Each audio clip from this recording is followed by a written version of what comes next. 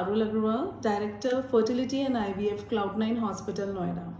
Today we are going to discuss about blastocyst. Blastocyst क्या होता है, उसका कल्चर कैसे किया जाता है, उसका IVF के रिजल्ट्स पे क्या इम्पैक्ट होता है, आइए जानते हैं। तो सबसे पहले बात करते हैं ब्लास्टोसिस्ट होता क्या है। ब्लास्टोसिस्ट को डे 5 एम्ब्रियो भी बोलते हैं। नेचुरल कंसेप्शन के दौरान एग और स्पर्म फैलोपियन ट्यूब में फर्टिलाइज होते हैं और उसके बाद 3-4 दिन तक वो वहीं पे डेवलप होते हैं। 3-4 दिन की डेवलपमेंट के बाद ये एम्ब्रियो यूट्राइन कैविटी में आता है और फिर फर्दर ब्लास्टोसिस्ट स्टेज में कन्वर्ट होता है। तो इसका मतलब ब्लास्टोसिस्ट स्टेज फर्टिलाइजेशन के 5 या 6 दिन के बाद आती है। ये वो स्टेज है जब एम्ब्रियो इम्प्लांट होने के लिए बिल्कुल रेडी होता है। ब्लास्टोसिस्ट स्टेज में करीबन 100 से लेकर 200 सेल्स होते हैं। कुछ सेल्स ऐसे होते हैं जिनको हम ट्रोफैक्टोडर्म कहते हैं। ये सेल्स इम्प्लांट होने में हेल्प करते हैं और कुछ सेल्स ऐसे होते हैं जिनको हम इनर सेल मास बोलते हैं, जो कि आपका फर्दर एम्ब्रियो का डेवलपमेंट करते हैं। ब्लास्टोसिस्ट कल्चर अगर हम IVF लैब में करते हैं तो उसके लिए हमें एक स्पेशल कल्चर मीडिया की जरूरत होती है जो कि एम्ब्रियोज को न्यूट्रिशन प्रोवाइड करती है। इंक्यूबेटर की जरूरत होती है जो कि एक एप्रोप्रिएट एनवायरनमेंट प्रोवाइड करती है एम्ब्रियोज ग्रो करने का।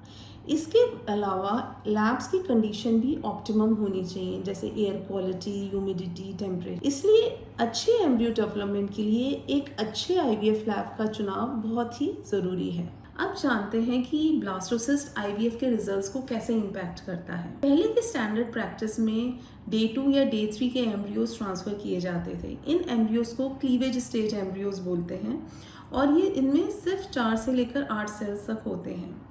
ब्लास्टोसिस्ट कल्चर में हम इस डे 3 के स्टेज एम्ब्रियोज को डे 5 तक कल्चर करते हैं और उसको ब्लास्टोसिस्ट में डेवलप करते हैं। इन ब्लास्टोसिस्ट में आपका जो ड्यूरेशन होता है, हमारे जो अच्छे एम्ब्रियोज होते हैं वो हमें सिलेक्ट हो जाते हैं।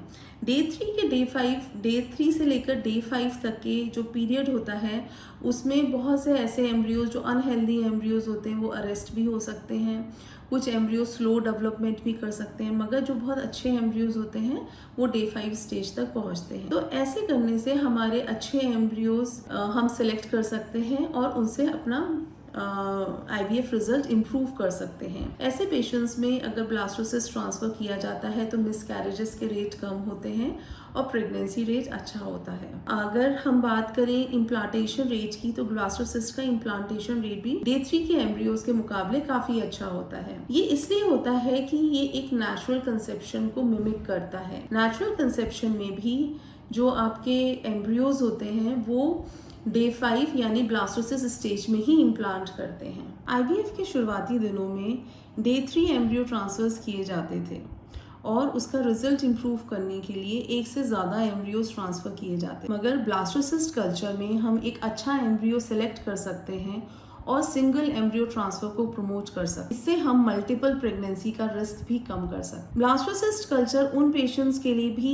ज़रूरी होता है जिनमें हम pre implantation genetic testing advice करते हैं। डे 3 के मुकाबले डे 5 के एम्ब्रियोज की बायोप्सी मतलब कि प्री जेनेटिक इम्प्लांटेशन टेस्टिंग ज़्यादा फायदेमंद रहती है। ये इसलिए होता है कि ये ज़्यादा सेफ होती है, एम्ब्रियोज को कम डैमेज करती है और इसके रिजल्ट्स भी एक्यूरेट होते हैं। इस बायोप्सी में हम कुछ सेल्स ब्लास्टोसिस्ट के निकाल के जेनेटिक टेस्टिंग के लिए भेजते हैं। अक्सर पेशेंट हमसे ये भी पूछते हैं कि ब्लास्टोसिस्ट स्टेज तक कितने एम्ब्रियोज पहुंचते। तो ब्लास्टोसिस्ट स्टेज तक पहुंचने का एम्ब्रियोज का जो प्रोपोर्शन होता है वो पेशेंट टू पेशेंट वेरी करता है। हमारे बहुत से एम्ब्रियोज जो होते हैं बीच में अरेस्ट भी हो सकते हैं और स्लो डेवलपमेंट भी शो कर सकते हैं, मगर जो ब्लास्टोसिस्ट स्टेज में पहुंचता है एम्ब्रियो वो बहुत अच्छा माना जाता है। हम अपने सारे पेशेंट्स में प्रेफर करते हैं कि हम ब्लास्टोसिस्ट स्टेज तक जाएं, मगर ये पेशेंट के एम्ब्रियोज की कंडीशन पे भी डिपेंड करता है कि वो एक्सटेंडेड कल्चर के लायक हैं कि नहीं हैं। अगर किसी पेशेंट के एम्ब्रियोज बहुत अच्छे नहीं होते हैं, जो कि हमें लगता है कि डे 5 तक नहीं जा सकते, ऐसे पेशेंट्स में डे 3 के एम्ब्रियोज हम ट्रांसफर करते हैं। तो अगर हम समराइज करें कि ब्लास्टोसिस्ट के क्या एडवांटेजेस हो सकते हैं, एक तो इसका हाई प्रेगनेंसी रेट होता है because of the high implantation rate.